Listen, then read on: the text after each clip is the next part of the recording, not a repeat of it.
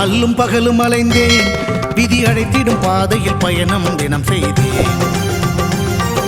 கண்ணீரே சுமந்தேன், பல துன்பங்கள் சுமப்பதை வாழ்க்கை என நினைத்தேன்.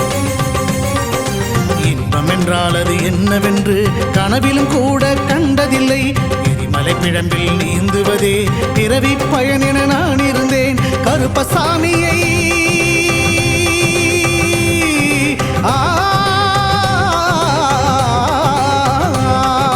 கருப்பசாமியை பார்த்தவுடன் விதிகளும் விலகி ஓடியதே. வெறுப்பென வாழ்ந்த வாழ்க்கையை மாற்றி சிறப்பாய் வாழ வைத்தவரே. புலிகரை நோக்கி புறப்படுவோம், நம் கருப்பனின் அருளை தினம் பெறுவோம்.